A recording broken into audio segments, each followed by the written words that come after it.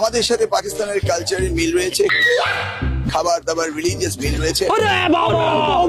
পাকিস্তানের উন্নয়ন দেখে আমি অভিভূত হয়েছি এবং আমি গর্বিত মনে করছি। আমাদের নয়, জনাব শিক্ষামন্ত্রী এহসানুল হক মিলন সাহেব, আপনার প্রতি যথেষ্ট সম্মান রেখেই কথাগুলো বলছি। পাকিস্তানের সাথে আমাদের বলতে যা বোঝায় সেটা হচ্ছে সারা বাংলাদেশের মানুষের একটা মিল খুঁজে আপনি পাচ্ছেন, কিন্তু না, আমি পাচ্ছি সারা বাংলাদেশের মানুষের সাথে পাকিস্তানের কোনো মিল নেই। মিল আছে শুধু আপনার মতন যারা অকৃতজ্ঞ, যারা শুধুমাত্র ক্ষমতার অপব্যবহারকারী ছাড়া আর কিছুই করার আপনাদের সাধ্যে থাকে না। এই আপনাদের মতন লোকরাই শুধু পাকিস্তানের সাথে মিল খুঁজে পায়। পাকিস্তান আর বাংলাদেশ রাতে আর দিনে তফাৎ।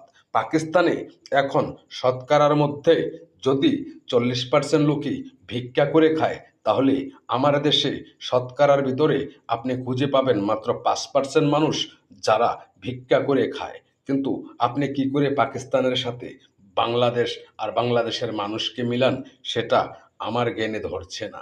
তবে হ্যাঁ, আমরা ভুলে গেছি যে পূর্বে একটা হেডলাইন হয়েছিল, আর সেই হেডলাইনটা প্রথম আলো পত্রিকা থেকে ধরে ইনকলাব পত্রিকাতেও আমরা দেখেছিলাম যে পাকিস্তানের সেই কুখ্যাত ডন কিংবা মাফিয়া, আপনি বলতে পারেন হয়তো টেরোরিস্ট, আর তার নামটা হচ্ছে দাউদ ইব্রাহিম।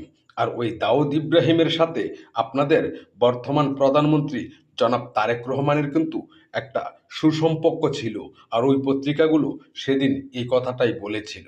হয়তোবা সেই সম্পর্কের খাতিলে কিংবা সেই বন্ধুত্বের খাতিলে আবারও আপনারা নতুন করে বন্ধুত্ব করতে যাচ্ছেন।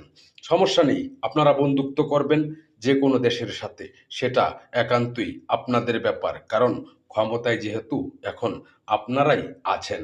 তবে এরকমটা যাতে আবার না ঘটে যে 63টা জেলায় একই সাথে সেই সিরিজ হামলা, বোমা হামলা একই টাইমে না ঘটে।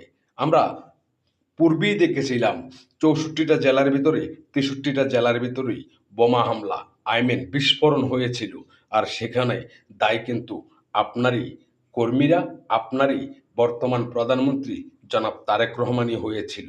তাই সেগুলো ভুলে যাবেন না, আবারও নতুন করে যাতে এখন 64 জেলায় আবার বোমা বিস্ফোরণ না হয়। তাই পাকিস্তানের সাথে বন্ধুত্ব আপনার দলটা আর আপনাদের মতন লোকেরই হয়তো শোভা পায়।